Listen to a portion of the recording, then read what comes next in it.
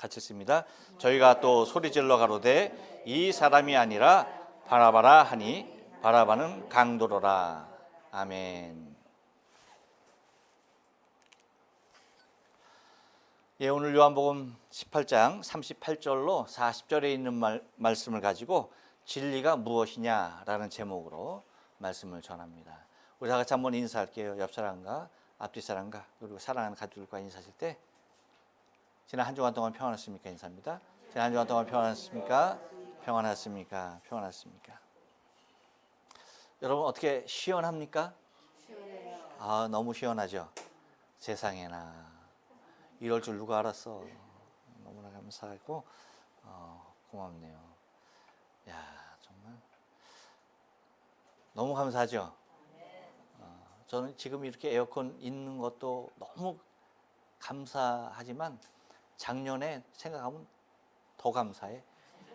에어컨 없이 야, 어떻게 한여름 1년 내내 나는데 야, 어떻게 그냥 더운 줄 모르고 여기서 날 수 있었는지. 주일마다, 물론 평일에는 제가 더워서 여기 못 있었어요. 주일마다 세상에나 비가 오고 날씨가 흐리고 바람이 불고 해서 주일마다 덥지 않게 예배를 할 수 있어서 너무나 감사하고, 이제 비가 오나 바람이 오나 눈이 오나 아무런 상관이 없어요. 네, 너무나 감사합니다. 옛날 미 서부의 개척의 시대에 엄청난 부동산을 가진 사람이 이 노다지, 이 금을 캐기 위해서 자신의 그 엄청난 모든 부동산을 다 처리하고 그리고 그 돈을 가지고 금광을 찾아 길을 나섭니다. 그래서 엄청난 부동산을 매각했기 때문에 그가 어디에 가서든지 광산을 개발하면서 평생을 다 가죠.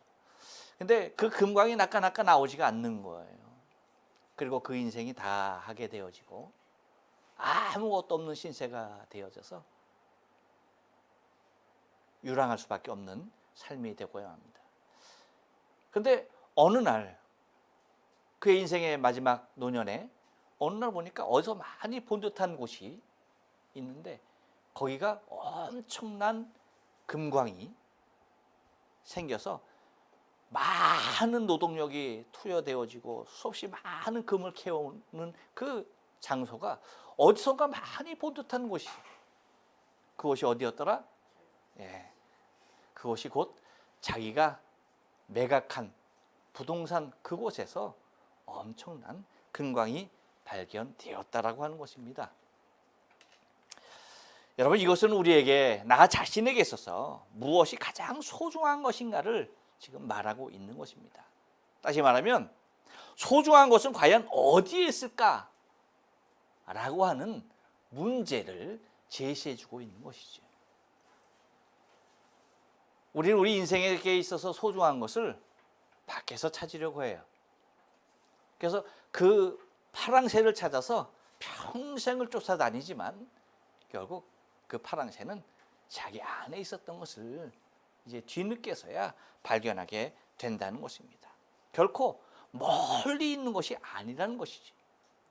나에게 소중한 것은 결코 멀리 있지 않아요. 바로 내 눈앞에 있다라는 사실을 우리가 기억을 해야 하는데요. 여러분, 오늘 본문에 등장하는 빌라도도 똑같습니다. 빌라도의 삶이 바로 그거였어요. 빌라도의 삶도 마찬가지였어요. 뭐였습니까? 자신에게 있어서 정말로 소중한 것이 바로 자신의 바로 눈앞에 있었다라고 하는 그 사실을 지금 관가하고 있는 모습을 우리는 본문을 통해서 발견하게 되는데요. 여러분, 지금 오늘의 본문의 상황을 보면 예수 앞에 진리가 무엇이냐고 묻는 바로 이 상황은요, 그의 인생에 있어서 최고의 복이고요, 최상의 기회였습니다. 이것만큼 그의 인생에 또 다른 기회는 없었던 거예요. 바로 이 순간이 빌라도 인생에 있어서는 가장 가장 소중하고 가장 귀한 찬스였고요. 바로 진리가 자신의 눈앞에 있는 그 모습이 그의 인생 가운데 가장 복된 때였다라고 하는 것을 바라보게 됩니다. 그래서 진리 대신 예수님 앞에 묻는 겁니다. 우리가 지난주에 보았던 37절 말씀 뭐예요?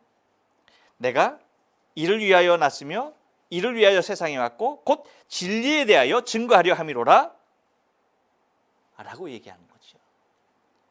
이렇게 말할 때에 이 빌라도가 하는 말이, 처음 빌라도가 하는 말이 무엇이냐면 뭐예요? 38절 처음에 나오는 말이 뭐예요? 가로되, 빌라도가 가로되 뭐예요? 진리가 무엇이냐 하더라. 진리가 무엇이냐? 라고 묻는 것입니다. 그래서 오늘은 빌라도가 예수님 앞에 묻고 있는 그 질문의 의도, 진리가 무엇이냐라고 하는 이 단 한마디의 모습이지만 그 이후에 있는 말씀을 가지고 빌라도의 중심을 우리가 좀 살펴보면서 예수님, 진리 대신 예수님에게 진리가 무엇이냐라고 묻고 있는 이 빌라도가 얘기하고 있는 진리에 관해서, 묻고 있는 진리에 대해서 좀 생각하려고 합니다. 여러분, 빌라도가 예수님을 향하여서 진리가 무엇이냐라고 묻는 이 물음 가운데서는요, 어떤 의미가 들어있냐면 한번 따라서 합니다. 자신에게 관심 받게 것입니다. 예. 자기 자신에게 있어서 진리는요, 자신의 관심 밖에 있는 것이었어요. 38절 중반절, 그 진리가 무엇이냐라고 한 그 바로 다음에 나오는 말이 뭐예요? 이 말을 하고 뭐예요? 다시 유대인들에게 나가서 이르되라고 얘기합니다.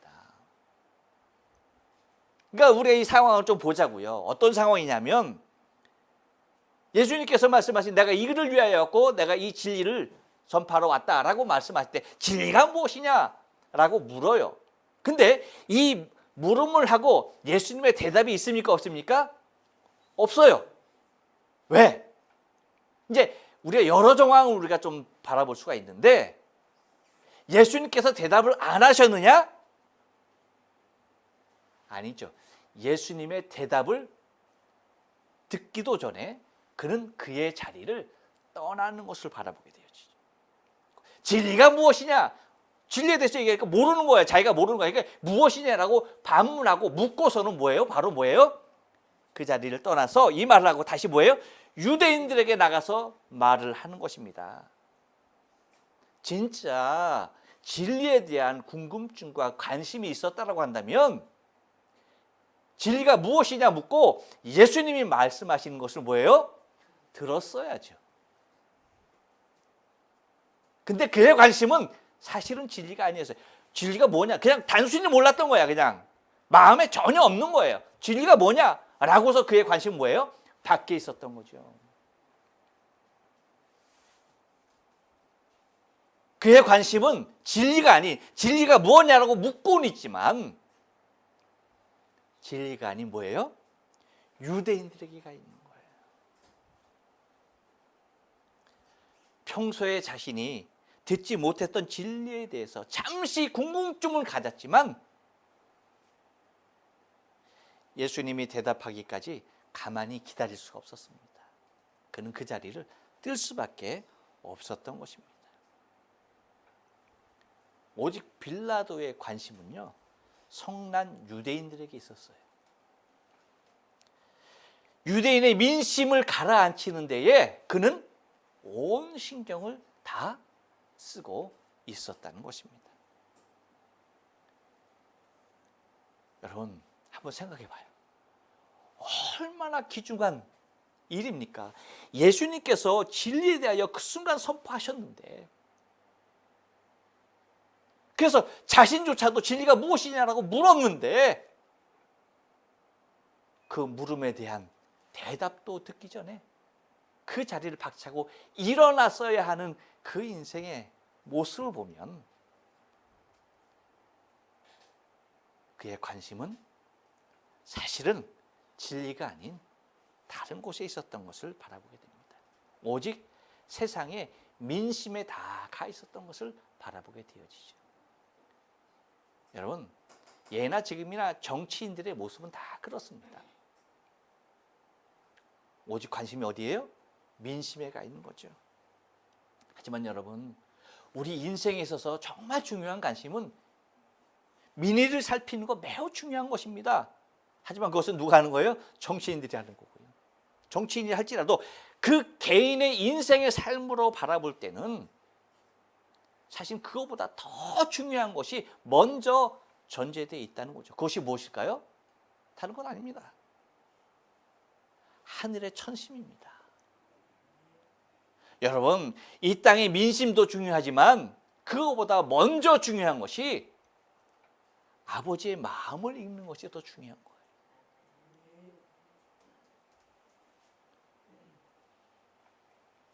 곧 무엇에 나 자신은 그러면 무엇에 관심을 갖고 있는가? 나의 관심은 진리인가? 세상인가? 여러분 생각할 필요가 분명히 있다는 것입니다. 어디에 관심을 두고 있는가라고 하는 것입니다. 세상이냐 하늘이냐? 어디에 내 관심이 있느냐? 왜일까요? 관심은 그 사람의 모습을 드러내기 때문입니다. 어디에 어떤 관심을 갖느냐에 따라서 그 사람의 모습이 보이는 거예요. 진리를 앞에 둔 이 빌라도의 모습은 안타까운 세상의 모든 사람의 대표성을 지니고 있습니다. 진리에 대하여 관심이 없는 거예요. 자기가 그냥 손만 내밀면 되는 얼마든지 잡을 수 있는 것임에도 불구하고 자기와는 아주 멀리 있는 것으로 그렇게 생각하고 살아가고 있다는 것입니다. 곧 빌라도의 예수님을 향해서 진리가 무엇이냐라고 있는 물음의 의중에는 그는 진리라는 것은 그의 관심 밖이었다라고 하는 사실을 여러분 기억해야 합니다. 우리의 관심은 어디에 있어야 할까요? 진리에 있어야 합니다. 또 진리가 무엇이냐라고 묻는 이 질문의 모습에서 또 하나 찾을 수 있는 것은요. 한 번 더 따라서 합니다. 자신에게 찾지 못한 것입니다. 예, 38절 하반절 그 바로 다음 절 보여요. 나는부터 시작. 나는 그에게서 아무 죄도 찾지 못하노라 라고 얘기합니다. 진리가 무엇이냐 하라고서 예수님의 대답도 듣기 전에 그는 뭐예요? 밖으로 다시 나가죠. 그래서 유대인들을 향해서 하는 말이 이 말이에요. 나는 그에게서 아무 죄도 찾지 못하노라 라고 말하는 것입니다. 자, 여러분 이걸 우리가 좀 유심히 읽어야 할 필요가 있어요. 우리 나는부터 다시 한번 읽어볼까요? 시작. 나는 그에게서 아무 죄도 찾지 못하노라. 자, 여러분 이 말이 여러분에게는 어떻게 들려요? 여러분 이 말이 어떻게 들립니까? 모르겠어. 네? 나는 모르겠다. 여러분은 어떻게 이 말이 어떻게 들리고 있습니까? 여러분에게?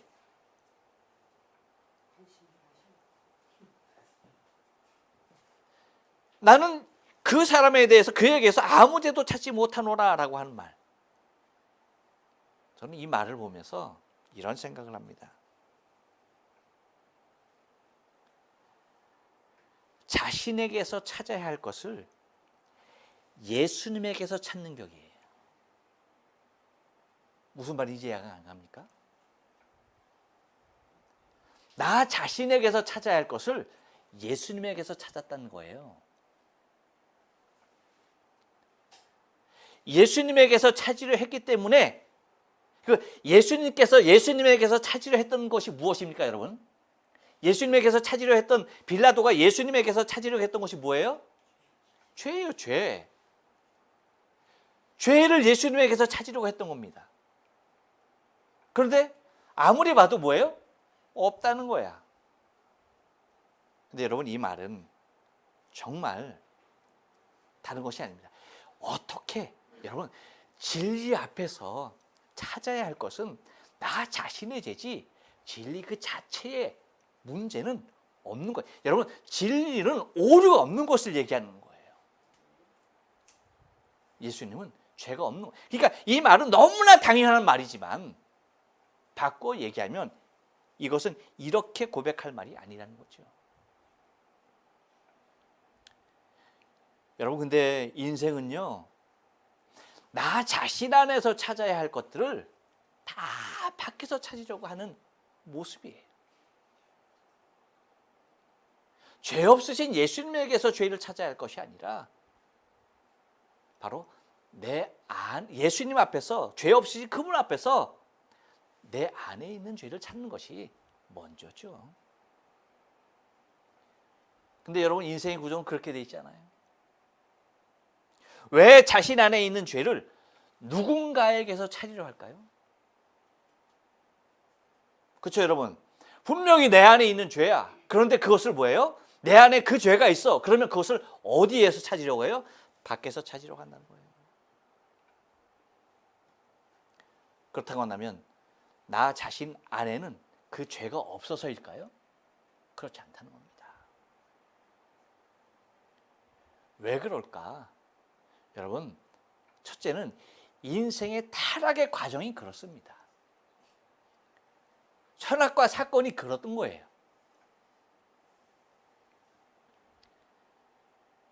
여러분, 선악과를 따먹었을 때 하나님께서 그들에게 묻죠. 창세기 3장 11절 말씀, 여러분 한번 보시면요, 내가 내게 먹지 말라고 명령한 그 나무의 열매를 내가 먹었느냐라고 묻죠. 그럴 때 아담이 뭐예요? 12절에서 아담이 이르되 하나님이 주셔서 나와 함께 하신 그가 그 나무의 열매를 주므로 내가 먹었나이다. 하와에게 묻죠. 너가 왜 그랬냐? 뱀이 주어서 먹었습니다 라고 묻죠. 여러분, 우리가 그건 너무나 잘 아는 얘기야. 하지만 여러분, 그 전에 그 창세기 3장 11절에 요 말이 있어요. 가장 처음에 나온 말이 뭐냐면, 네가 그것을 먹었느냐라고 묻기 전에 이 창세기 3장 11절에는 예수님께서 아담에게 두 가지 질문을 드려요. 근데 우리가 그 두 번째 질문에만 관심을 갖지 첫 번째 질문에 대해서 별로 관심을 갖지 않아요. 근데 하나님이 아담에게 가장 그 나무의 열매를 네가 먹었느냐, 그것 전에 먼저 관심을 갖고 묻는 것이 있어요. 그것이 뭔지 아십니까? 이래요. 창세기 3장 11절에 보면 이르되 누가 너의 벗었음을 너에게 알렸느냐는 거예요. 뭐라고요? 누가 너의 벗었음을 내게 알게 하였느냐라고 하는 거예요.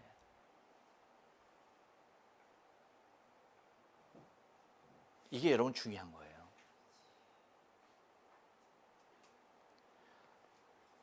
나의 허물에 대하여 누가 먼저 보는 거예요? 나 아닌 누군가가 먼저 본다는 거예요. 내 안에 있는 허물인데 나보다 타인이 먼저 본다는 거예요.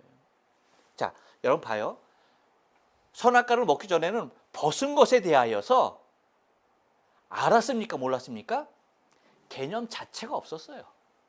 개념 자체가 없었어요. 근데 선악과를 누가 먼저 먹었어? 하와가 먼저 먹었죠. 하와가 그걸 먹고 났으니까 뭐예요? 아담의 벗은 모습이 보이는 거죠. 누가 너의 벗었음을 너에게 알게 하였느냐? 라고 묻는 겁니다. 여러분, 이 질문의 의도는요, 우리가 우리 안에 죄가 있음에도 불구하고 그 죄를 보는 것이 나를 향하는 것이 아니라 어디를 향해? 밖을 향해요. 그래서 핑계를 대는 거예요. 내가 누구 때문에, 무엇 때문에, 당신이 만든 그것 때문에 라고 얘기하게 되는 것입니다. 곧 죄는 이렇게 들어왔기 때문에 죄를 여러분 내 자신 안에서 찾으려 하지 않는 거예요. 내 안에 분명히 있음에도 불구하고 뭐예요?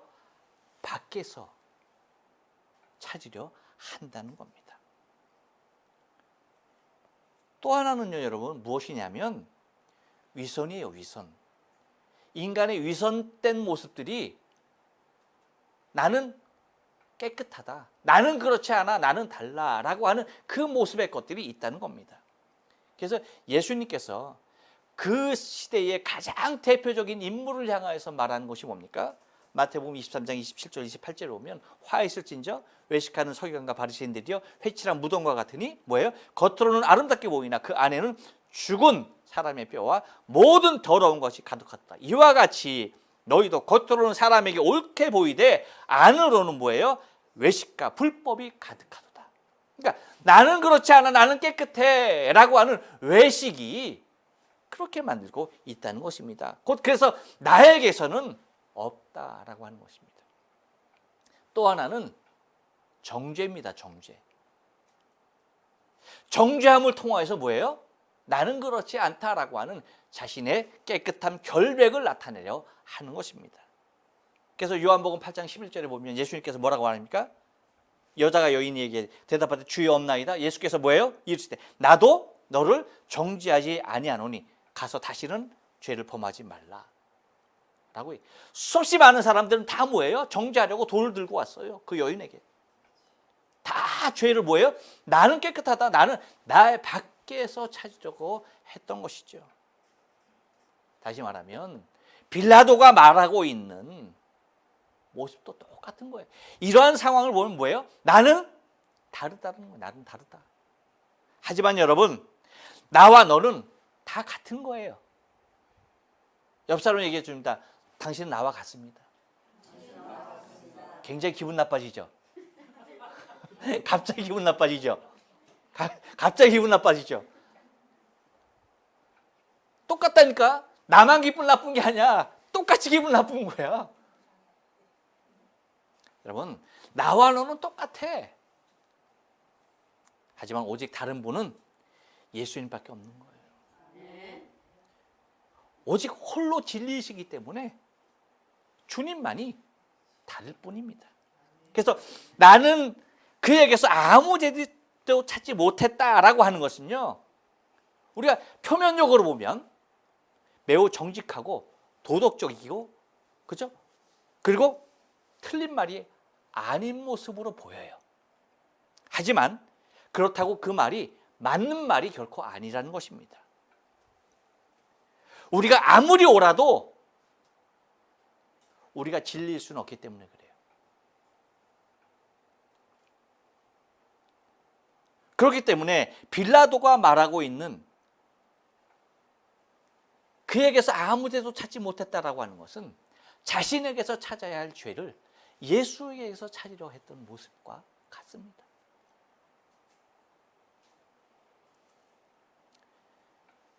잠언 16장 25절에 이런 말씀이 있습니다.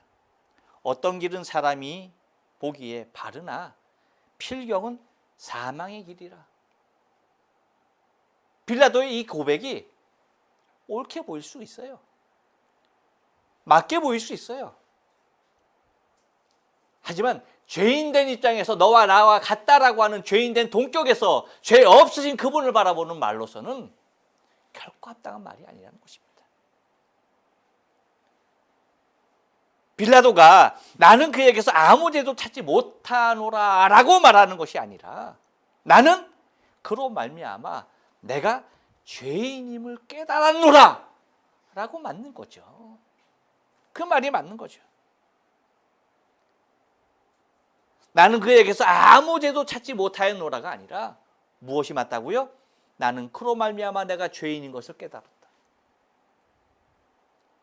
이게 여러분 진리 앞에서 고백해야 할 옳은 말인 것입니다. 이것이 바로 진리가 너희를 자유케 하리라는 말의 의미를 찾는 것과도 같은 거예요. 바로 내 안에 죄를 찾게 될 때 비로소 진리 대신 예수께서 우리로 하여금 죄에 대하여 자유롭게 하시는 것입니다. 할렐루야. 그러므로 빌라도가 얘기하는 나는 그에게서 아무 죄도 찾지 못했다라고 하는 말은 곧 자신에게서 자신의 죄를 찾지 못한 말과도 같다라고 하는, 곧 진리가 무엇이냐라고 하는 이 말 속에서 진리를 통해서 자신 안에 있는 죄를 찾지 못한 안타까운 모습이라고 할 수가 있는 것입니다. 또 하나 진리가 무엇이냐라는 이 말의 의미는요, 한 번 더 따라서 합니다. 흥정의 가치에 불과했습니다. 여러분 39절 말씀을 다 같이 한번 읽어볼게요. 시작. 6월절이면 내가 너희에게 한 사람을 놓아주는 전례가 있으니 그러면 너희는 내가 유대인의 왕을 너희에게 놓아주기를 원하느냐 하니라고 얘기합니다. 여러분 혹시 시장에 가보세요. 시장 마이니지 시장 가시죠? 시장에 가면 여러분 하는 일이 뭐예요? 시장에서 뭐 합니까? 물건을 사죠? 물건 그냥 사요? 시장 가서 물건 그냥 사는 사람 없어요. 마트에 가서는 그냥 사야지. 마트에 가서 좀 깎아주세요 하는 사람은 그거 이상한 사람이에요. 그래서 시장에 가서는 뭐 하는 겁니까? 그 가격 그대로, 부르는 가격 그대로 주고 사면은 다 바보래. 물론 우리 믿음의 사람들은 다 그냥 바보로 사는 거예요. 그렇죠? 네, 바보로 사는 거예요. 하지만 여러분 보통 다 뭐예요? 다 흥정하죠. 다 가격을 내 나름대로의 가격을 뭐 하는 거예요? 제시하는 거예요. 여러분 그러면 여러분 한번 생각해 봐요. 여기서 그 흥정이라는 것이 과연 무엇을 의미하는 것일까? 그렇게 흥정한다라고 하는 그 말의 의미가 무엇일까라고 하는 거예요. 흥정 자체가 말하는 것이 무엇입니까? 옆 사람이 얘기해 줍니다. 있어도 되고 없어도 된다는 거예요. 아님 말고요. 아님 말고. 기면 좋고 아니면 말고 배짱 튕기는 겁니다. 그래 안 그래요? 그래요. 목마른 사람이 우물 판다고? 이걸 다 팔아야 하는 입장에서는 제시하는 가격에 맞출 수밖에 없는 거예요. 아니야? 아이야, 딴 데 또 있어. 그래서 뭐예요? 흥정을 하게 되죠. 이와 같은 원리라는 거예요. 여러분, 우리가 지금 여기서 예배 드리잖아요. 우리가 이거 제가 소개를 받고 여기 왔을 때 제시한 가격이 있죠? 850만 엔. 처음에 이 목사님을 통해서 800만 원이었어. 근데 와서 딱 들으니까 850만 원이래. 깎았을까요? 안 깎았을까요? 네? 깎았을까요? 안 깎았을까요? 1엔도 안 깎았습니다. 저는 흥정 자체를 하지 않았어. 이유가 뭘까요? 흥정할 만한 흥정의 가치를 논할 것이 아니라는 거예요. 이것은 반드시 있어야 되겠다라고 하는 거죠. 그러니까 그 이상의 값을 제시했다 하더라도 나는 뭐예요? 샀을 것이라는 얘기죠. 그러니까 가치가 어디에 있느냐는 거예요. 가치가. 무슨 얘기인지 아십니까? 곧 진리는요, 여러분, 다른 것이 아닙니다. 죄인된 인간이 추구해야 할 궁극적인 가치라는 거예요. 진리는 흥정을 해서 내가 갖기도 하고 버리기도 할 그런 것이 아니라는 거예요. 흥정의 가치를 뛰어넘는 거예요. 그게 진리예요. 그런데 여러분, 이 빌라도가 하는 모습을 보면 뭐예요? 유대인들과 흥정하는 거잖아요. 너 6월절이면 한 사람을 놓아주는 전례가 있다. 그러니까 빌라도의 입장에서는 예수를 놓아주기를 원했던 거야. 그의 보기에 죄가 없는 그를 놓아주기를 원했던 거예요. 그래서 그렇게 제시를 하는 겁니다. 그런데 여러분 30절 말씀을 보면 뭐예요? 사람들이 뭐라고 얘기합니까? 바라바를 원한다. 바라바를 라고 얘기하는 겁니다. 그러므로 진리는 흥정으로 얻을 수 있는 것이 결코 아니라는 거예요. 예수님께서 마태복음 13장에 많은 비유를 들어주십니다. 근데 그 비유 중에 딱 한 절을 통해서 들어주는 비유가 있어요. 그것이 어떤 비유인지 아십니까? 마태복음 13장 44절에 나오는 이 밭의 보화에 관한 비유예요. 딱 한 절로 말하고 있어요. 제가 읽어드릴게요. 천국은 마치 밭에 감추인 보화와 같으니 사람이 이를 발견한 후 숨겨두고 기뻐하여 돌아가서 자기 소유를 다 팔아 그 밭을 샀느니라. 할렐루야. 가치죠, 가치. 가치입니다. 어떤 가치? 절대 가치입니다. 자신의 전 재산을 다 팔았다는 거야. 그리고 그 밭을 샀다는 거야. 흥정했어요, 안 했어요? 흥정할 수 있는 것이 아니라니까. 흥정을 해서 깎아서 얻어야 할 것이 아니라니까요. 그 이상의 모든 가치, 내가 갖고 있는 그 모든 가치보다 그 이상의 절대적인 가치를 지니고 있다는 것이에요. 무엇이? 진리가.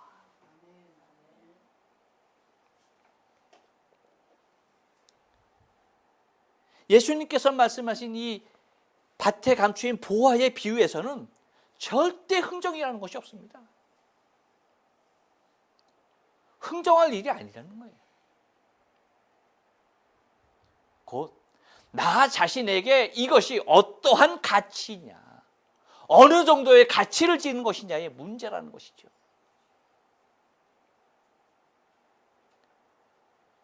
어떤 가치를 지는 것이냐의 문제지 흥정해야 할 문제가 아니라는 거예요.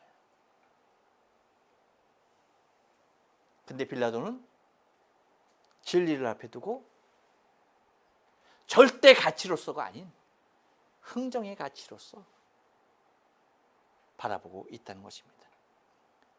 여러분, 천하를 주고도 살 수 없는 것이 생명이라고 주님이 말씀하셔요.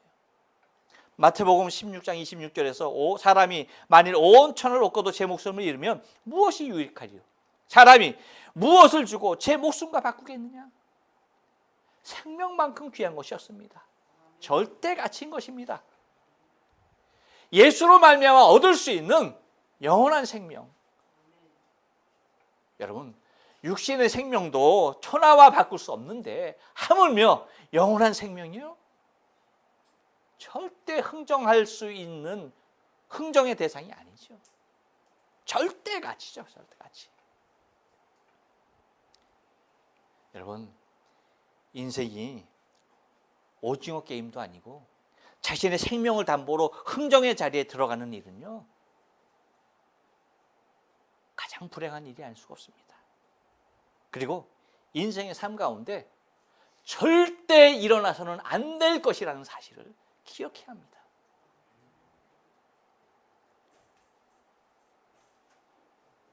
여러분, 진리는 절대 멀리 있는 것이 아닙니다. 항상 내 안에 있는 것입니다.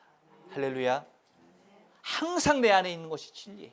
주님께서 항상 내 안에 계신 것입니다. 멀리에 진리가 있는 것이 아니고 멀리에 기쁨이 있는 것이 아니고 내 안에 기쁨이 있는 것입니다. 그래서 여러분, 그 밭에 감추인 보화의 비유에서 주님이 말씀하시는 건 뭐예요? 숨겨두고 어떻게 돌아갔다? 기뻐하여 돌아가서라고. 기뻐요. 그 순간 기쁜 거예요. 순간. 내 안에 주님이 계시는 그 순간 기쁜 겁니다. 최고의 기쁨이죠. 발견된 그 순간 기쁜 것입니다. 사서 기쁜 것이 아니라 발견한 그 순간 기쁜 거예요.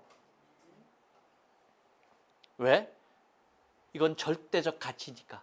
그 무엇과도 바꿀 수 없는 것이 있기 때문에 그렇습니다.